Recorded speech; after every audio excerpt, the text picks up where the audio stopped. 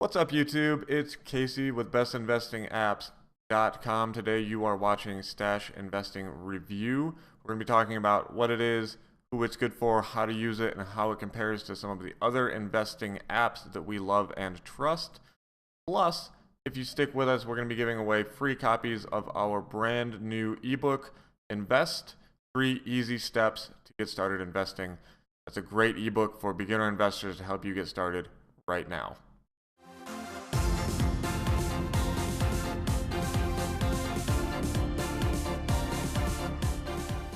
So what is Stache investing? They consider Stache investing to be investing simplified. I argue that it might be oversimplified. Basically what they've done is they've created baskets of ETFs, such as the Techie, the Trendsetter, the Globetrotter. Let's go to the Trendsetter. This is an example with their cliche picture of someone they consider to be the Trendsetter. It's a social media ETF basket. These are the holdings: Facebook, Twitter, Alphabet, Pandora. So you simply decide how you identify socially, morally, ethically, and then you can just invest in pre-made baskets that align with those ideas, at least as far as Stache is concerned. I promised that we'd be giving away copies of the free ebook Invest, so if you go down to the show notes below, you'll find a link directly to that. You can sign up and get it delivered to you for free. It's 3 easy steps to get started investing right now. So how much will it cost you to use Stache Investing? You can just go to stacheinvest.com, click on the pricing tab, or in the show notes down below, there will be a link to our full review article over on bestinvestingapps.com, where we break down the fees and commissions. Below $5,000, you'll be paying $1 a month or $12 a year. For accounts over $5,000, you'll be paying 0.25%. You can see here we've got it laid out pretty clearly for any kind of account size that you might have, to be able to find out how much that's going to cost you every month. So if you have a $40,000 account, it's going to cost you $100 a year. If you want to find out how Stache stacks up against the competition as far as fees and expenses, find the link to the full review in the show notes below. Head on over and navigate to the in-depth fee guide, which will take you to a comparison of many of the other popular apps out there right now, such as M1 Finance, Acorns, and Robinhood, and you'll be able to see a little bit more in-depth view of how much it'll cost you to use each of these apps. As always, we include any promo deals or coupon codes.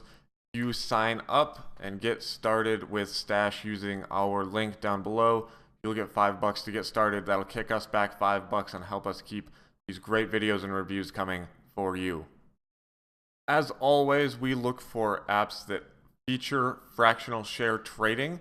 And fractional share trading, if you're not already familiar, is a way to buy and sell less than an entire share of something. So if it costs $100 and you buy half a share, of course, that'll cost you $50. And fractional trading is allowed in Stache, which is great because it helps investors with smaller amounts of money be able to buy more than one thing at a time. Really cool feature.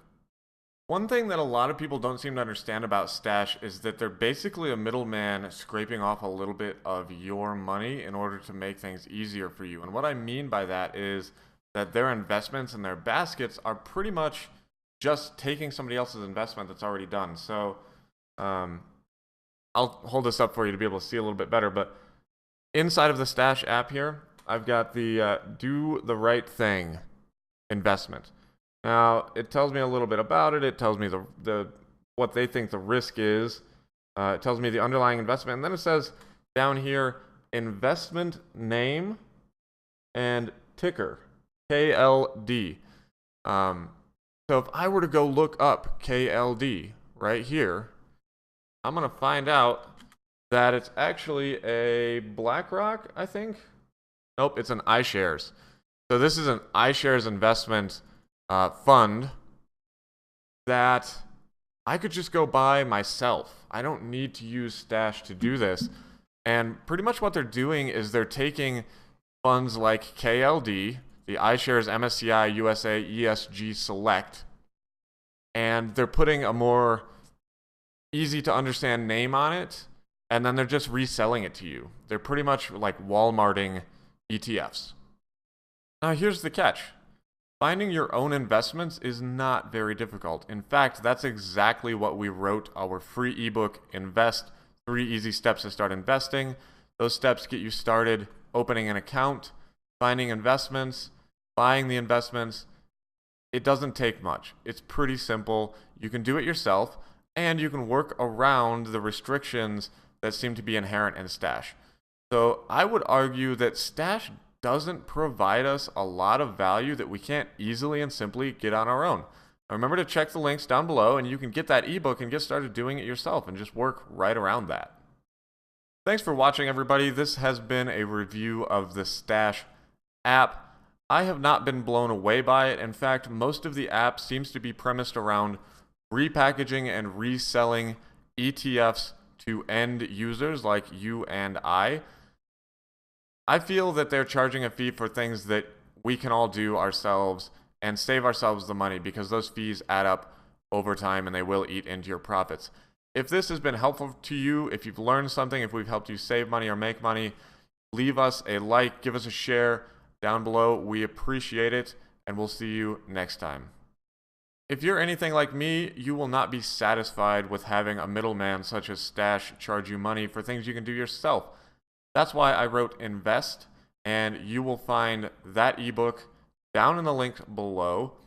It'll teach you how to get started finding and identifying your own investments, buying those, setting up the accounts that you need to do so, and navigating that crazy, scary world if you've never done it yourself. So go give that a download, and we'll see you later.